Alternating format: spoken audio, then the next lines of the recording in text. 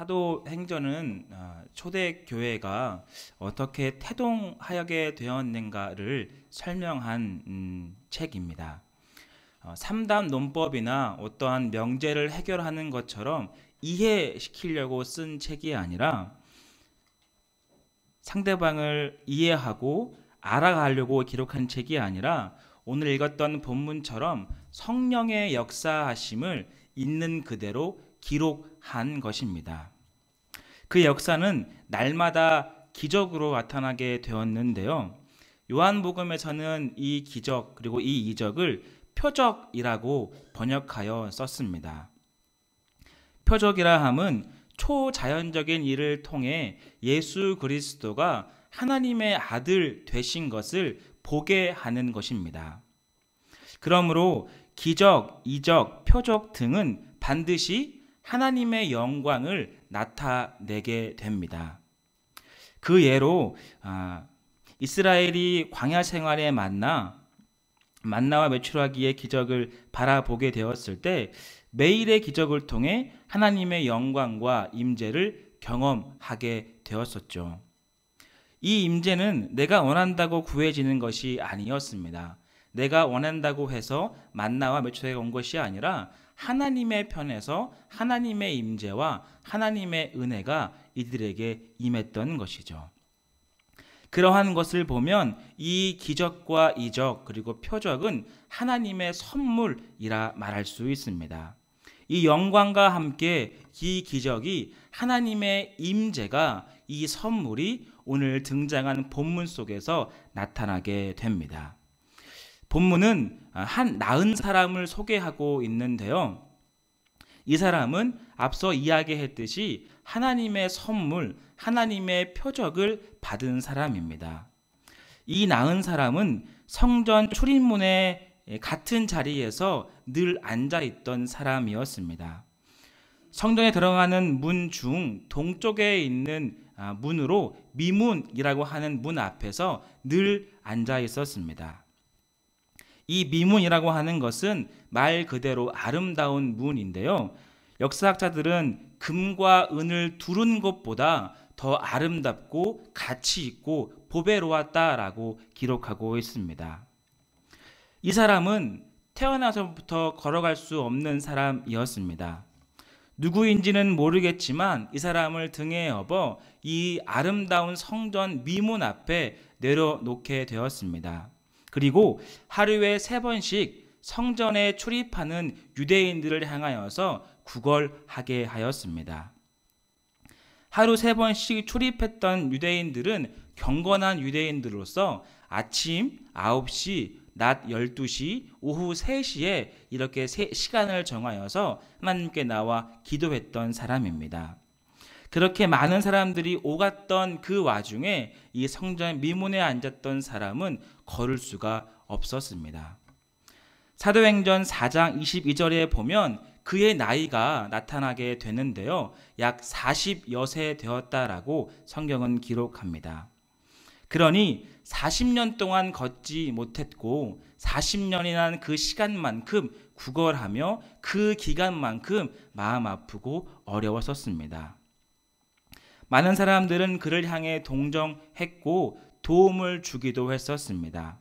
그러나 거기까지였습니다. 잠깐의 배고픔과 잠깐의 추위와 더위만을 해결할 뿐 그 이상과 또 그 이하는 없었습니다.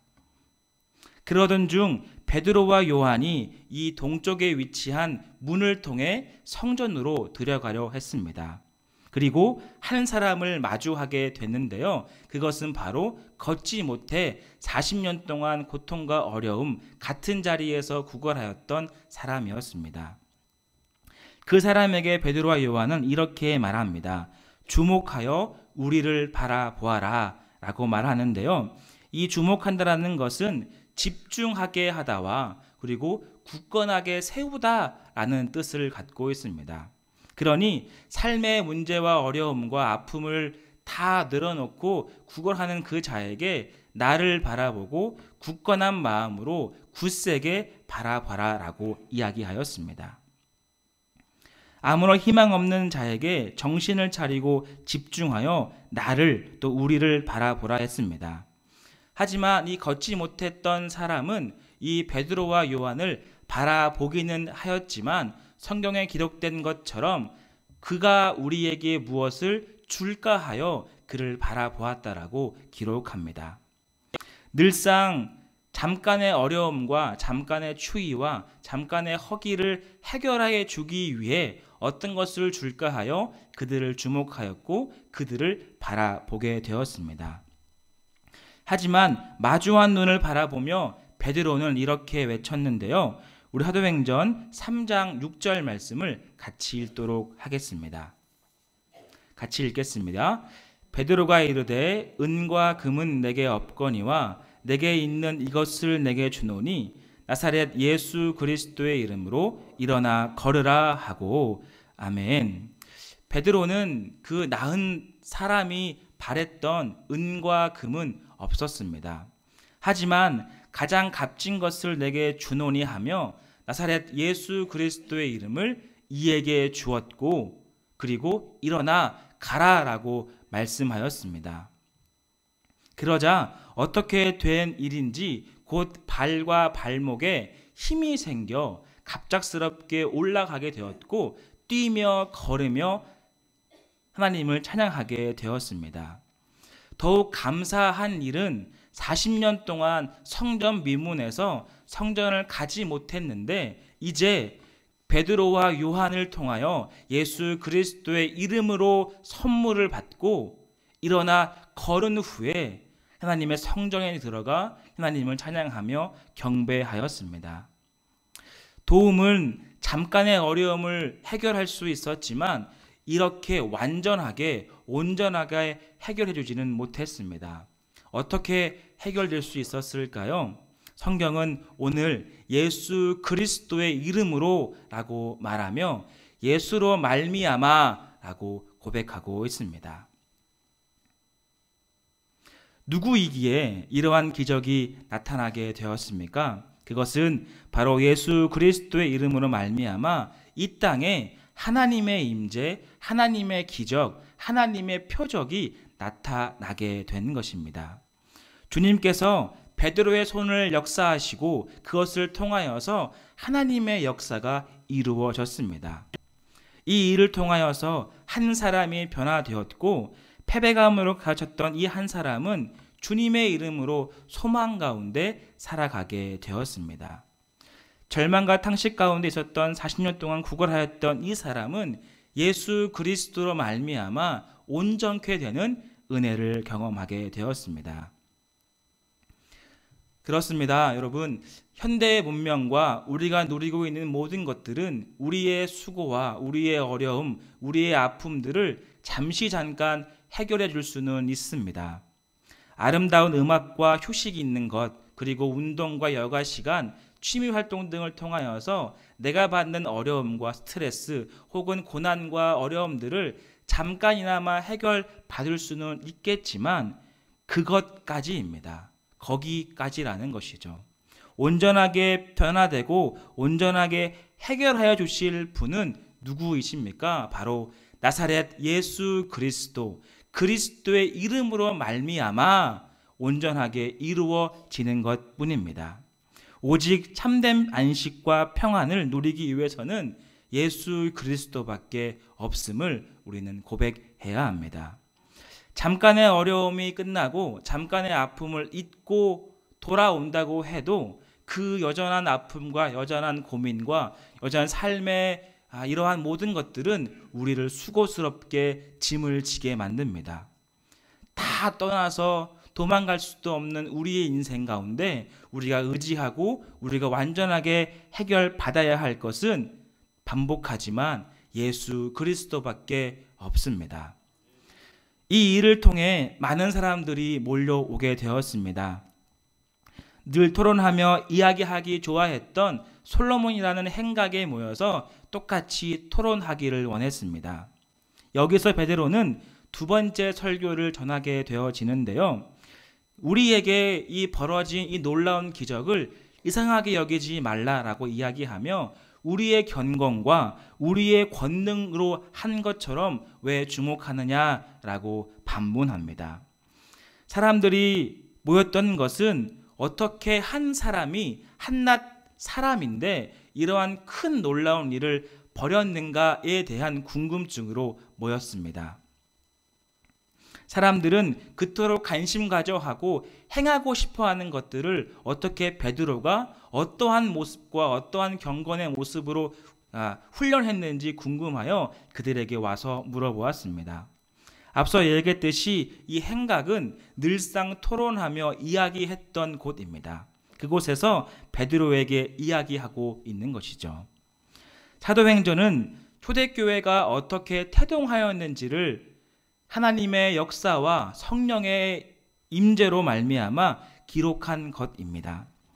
베드로와 요한이 하나님의 크신 권능으로 예수 그리스도 안에서 기적을 나타내 보이셨습니다.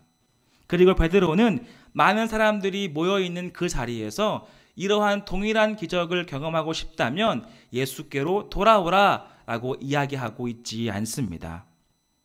베드로는 이 기적이 어떻게 이루어졌는가, 나의 경건의 생활, 권능의 모습, 어떠한 훈련이 아니라 단 한마디로 예수로 말미암아 난 믿음으로 이 한 사람이 온전하게 완전하게 낫게 되었다라고 말씀하고 있습니다.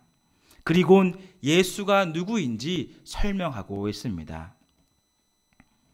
교회는 그리스도 안에서 하나님을 아버지라 고백하는 사람들이 모인 장소입니다. 그리고 성령님과 동행하여 함께 사랑하는 공동체입니다. 사도행전 2장에서는 이 공동체는 가르침을 따라 교제하고 서로 모이며 기도하기에 힘썼다라고 기록하고 있습니다. 그 안에서 다른 표현은 없었습니다.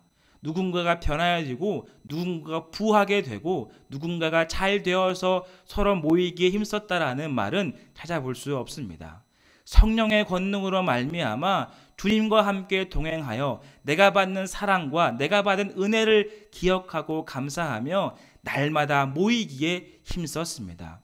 더욱 부한 것을 바랬던 것이 아니라 사람들은 자신의 있는 것을 팔아 같이 나눠하며 함께 모이기를 힘썼습니다.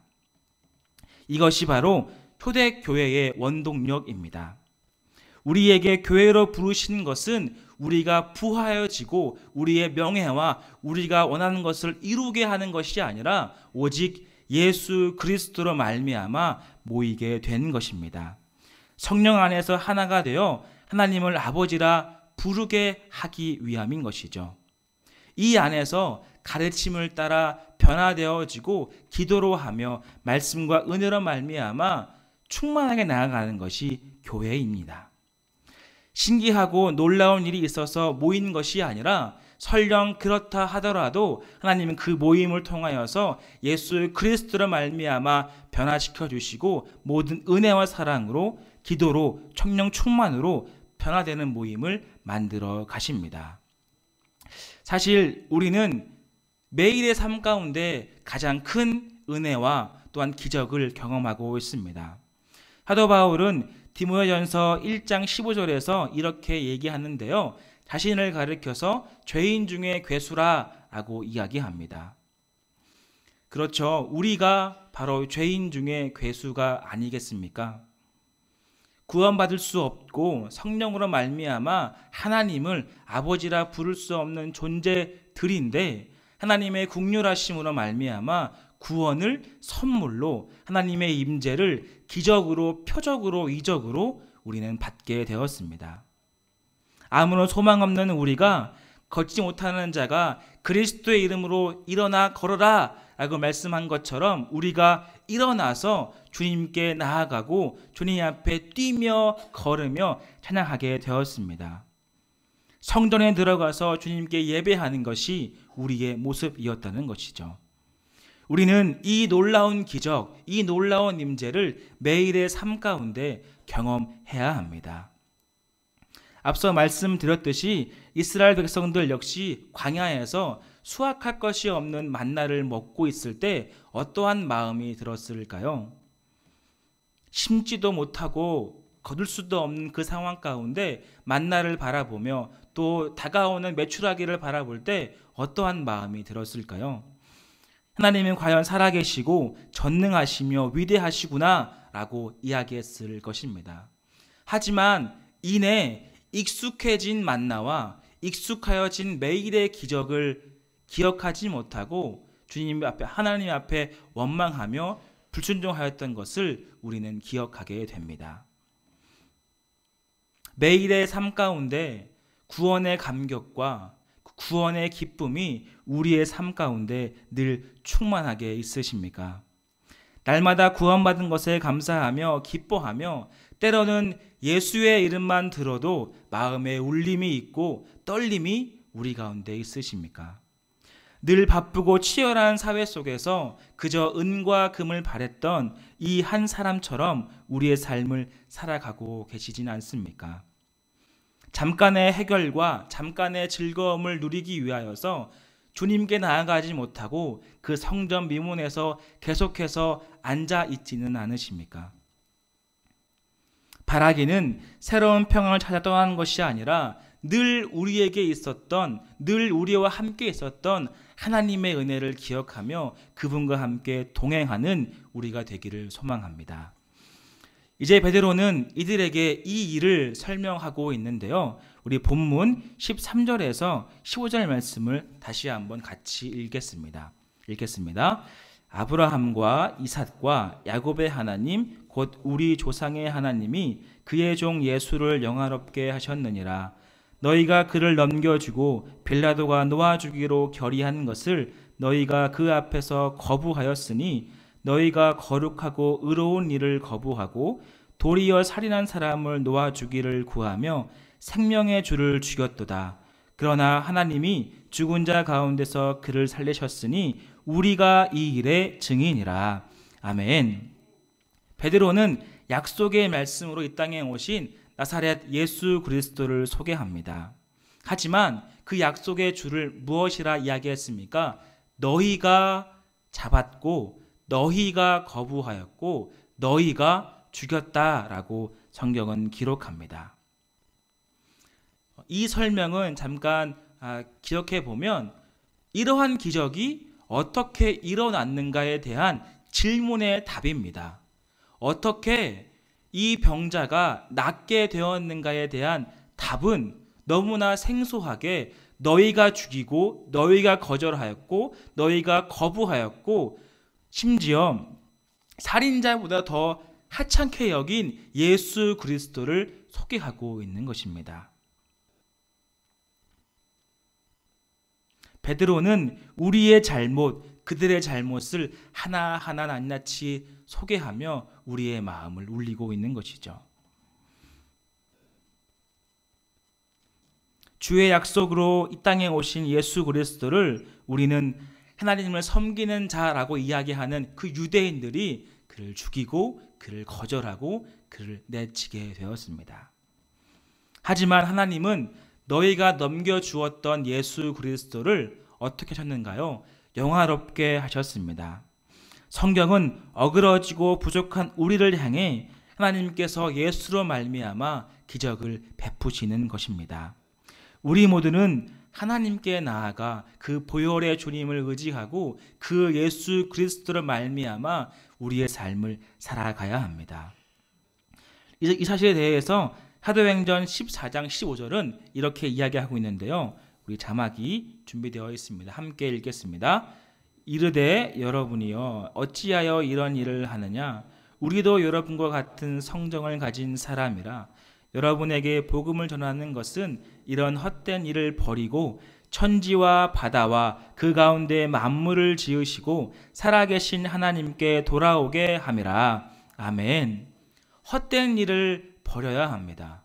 천지와 바다와 그 가운데 만물을 지으신 살아계신 하나님께 나아가야 합니다. 어떻게 나갈 수 있을까요? 약속하신 주님이 이 땅 가운데 오셨지만 우리가 거부하였고 우리가 늘 거절하였지만 하나님께서 그 계획과 그 놀라우신 섭리로 말미암아 우리가 주님을 만났고 그 거부할 수 없는 은혜로 말미암아 구원을 받게 되었습니다. 그러니 우리의 매일의 삶 가운데 예수 그리스도로 말미암아 감격이 있고 울림이 있어야 하는 것이죠.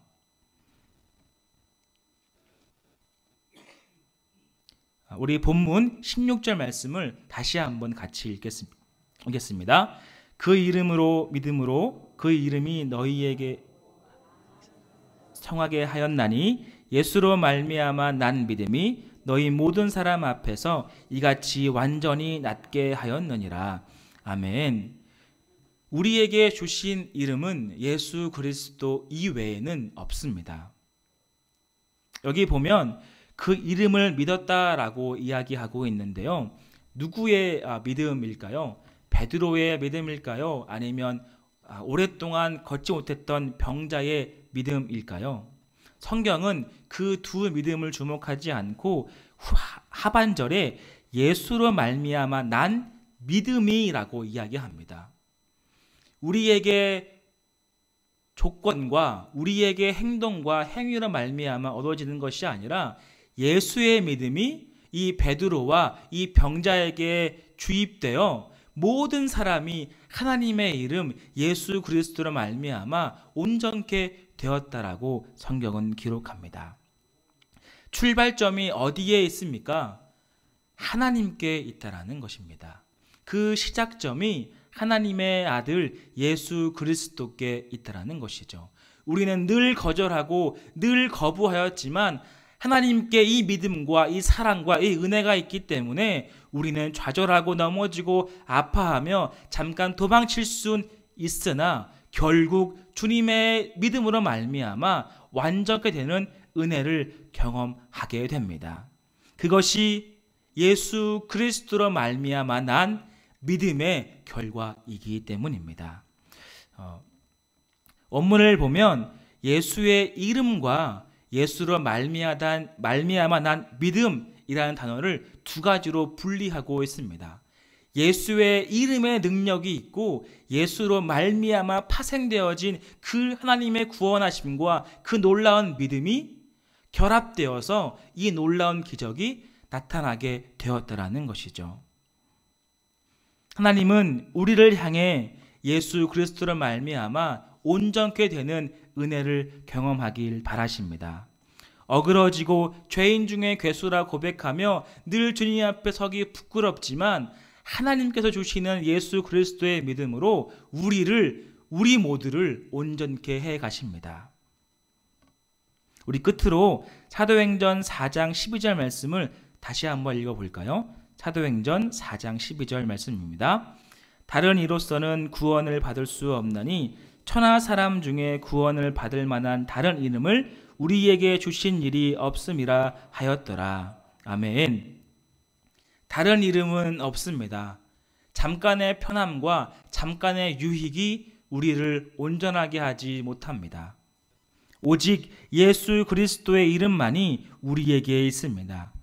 40년 동안 걷지 못해 세상에서 오는 박탈감과 허전함, 외로움으로 억눌러 있던 사람이 그리스도의 이름 말미암아 자유함을 얻고 해방을 경험하게 되었습니다. 우리는 주님을 거절하였지만 원대하신 하나님의 계획과 그 뜻을 기억하며 기대하며 우리의 삶을 살아가야 합니다. 이제 한 해를 시작하는 이 즈음입니다. 죄 많고 허물 많고 늘 부끄럽지만 하나님께서 사랑하셔서 하나님께서 받아주시고 용납해 주셔서 2018년 1월 7일 이 예배를 우리는 드리고 있는 것입니다. 그 출발점이 어디에 있습니까?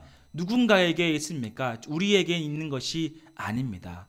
예수 그리스도께 있는 그 믿음이 우리를 불쌍히 여겨주시고 도와주시고 긍휼을 말미암아 주어지신 것입니다. 그 사랑과 은혜로 말미암아 우리는 우리의 삶을 살아갈 수 있는 것이죠. 우리에게 주어지는 마치 새날의 이른 만나처럼 익숙해진 것이 되어지면 안 될 것입니다. 늘상 하나님과 함께 동행하는 것을 그냥 그런 것처럼 넘어가는 것이 아니라 순간순간 매일의 삶 가운데 주님을 감사하며 주님께 예배하며 주님의 기적과 임재를 나에게 우리에게 있기를 소망하며 기도하는 우리가 되기를 바랍니다. 말씀을 정리하도록 하겠습니다. 우리 모두는 11절 말씀 첫 나온 것처럼 나은 사람입니다. 예수 그리스도로 말미암아 나은 사람입니다. 우리의 노력과 우리의 행위로 난 것이 아니라 그리스도의 믿음으로 하나님의 임재와 선물과 기적으로 나은 것을 입었습니다. 많이 부족하지만 주님께서 복 주시고 은혜 주셔서 새해를 시작하고 있습니다. 저마다 목표와 계획이 있겠지만 그 위에 하나를 더 추가했으면 하는데요. 바로 예수 그리스도로 말미암아입니다.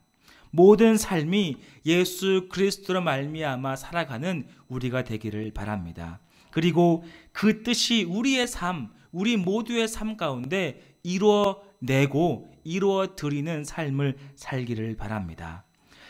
잠깐의 어려움과 아픔을 해결받기 위해 급급한 우리가 아니라 손 내밀어 나를 주목하라 라고 하시는 하나님의 음성에 귀 기울여 그 손을 붙잡고 우리의 모든 아픔과 어려움들을 내어버리고 벌떡 일어나 주님의 성전 안에 걸어가고 뛰며 주님께 찬양하는 또 우리가 되기를 바랍니다.